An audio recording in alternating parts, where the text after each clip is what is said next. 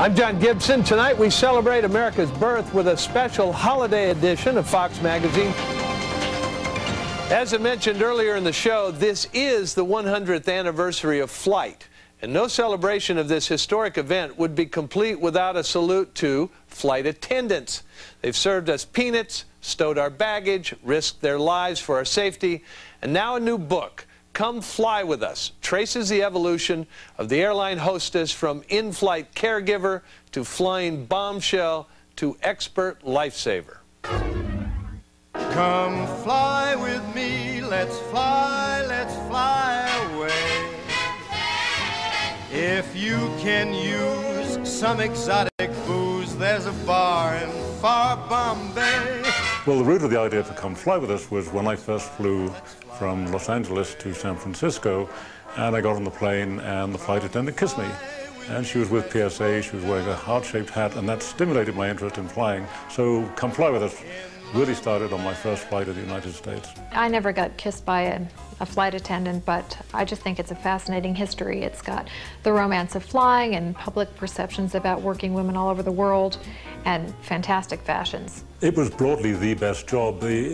All through the 40s, 50s, and 60s, when they talked to young women about to leave school or college, the three most desired glamour jobs were actress, model, flight attendant. Not always in that order. Flight attendants got to see the world. One of the requirements of being a flight attendant was you had to be single, no dependents. And the great sea change was the sexual revolution. So you had women who were single and on the pill.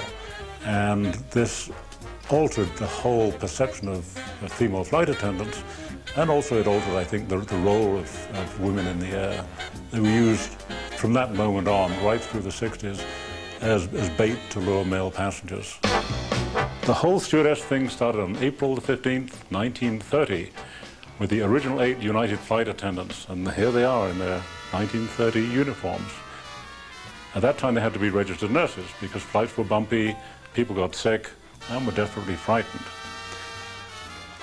To be selected for the airlines, you had to meet the airline's personnel man, who weighed and measured you and shook you around to see if you could stand flying.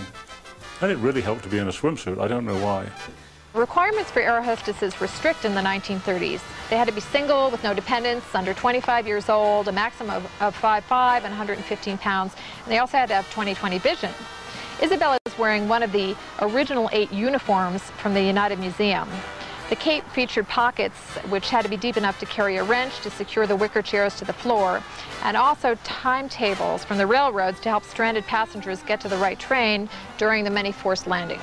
By 1936, flying had become really comfortable. Double-decker sleeper planes. This is breakfast in bed in 1936. Nothing like that for many, many years afterwards. And they had to be trained in basic aeronautics, so they went into a flight simulator. And they learned exactly how a plane operated, and they could discuss that with the passengers, and since they flew low, they could point out the sights as they went over them. During World War II, women had piloted planes to deliver them to Air Force bases, so they flew bombers and fighters, but at the end of the war, there were no flying jobs for women unless they were flight attendants. And the boys were home for the war, and they were buying houses, and they wanted a house and a family. And so flight attendants were the perfect wives. They were as adept at mixing a martini as they were mixing a baby's formula. And if they didn't know how to mix a martini, the airlines gave them a book, showing them exactly how to mix drinks for the boys. Flight attendants were usually married within 18 months, and so all of this practice was really good for them. And if you hadn't got the idea that a flight attendant was the perfect wife, the magazines would tell you. In this article, the writer says, what better wife could you have than someone who could smile for 5 hours, remember 150 people's names, and what they wanted for dinner? In the 1950s, they were fairly demure outfits, as you would expect for the perfect wife, which was the whole sort of attitude of the 1950s. And in the 60s, since women suddenly became marketing tools, they started wearing wild paper outfits. These 2 uniforms supported TWA's Foreign Accents campaign. The campaign had stewardesses dressed in notional, traditional European and American outfits, and they served foreign cuisine in flight. Heidi is dressed in a gold mini, which represents the French, and Christian is wearing the Manhattan penthouse hostess pajamas. In the 1960s, stewardesses set the fashions. This is United's Skimmer, which was designed by Hollywood's famed Jean-Louis. Comfort was important because in the 1960s, preloaded food trays didn't exist, so the attendants had to make hundreds of trips to the galley to serve drinks, meals, and coffee. Probably the most notable campaign of the 1960s is the Braniff Airstrip, where flight attendants actually did an airborne striptease. Eastern did a series of campaigns. One was a little black book on the way to Miami, so you could write down flight attendants' names and numbers. It wasn't until the 1970s that the AFA, the Association of Flight Attendants, won a series of legal battles for female flight attendants. It was 1971 when the no marriage rule was finally struck down. It was, I think, 1975 when airlines started to liberalize their weight restrictions, so women didn't have to be 120 pounds anymore. They could finally be married, they could have babies. There's one thing that's kind of interesting as far as the future.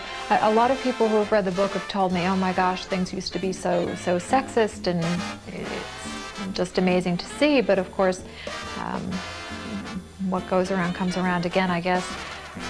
There is now a Hooters airline, and apparently they serve, beer and chicken wings by women in scantily clad outfits.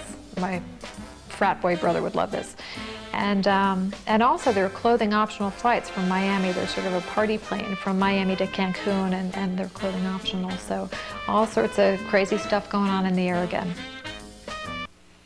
And a portion of the book's profits goes to the Association of Flight Attendants Disaster Relief Fund, which aids the families of flight attendants who died on 9/11.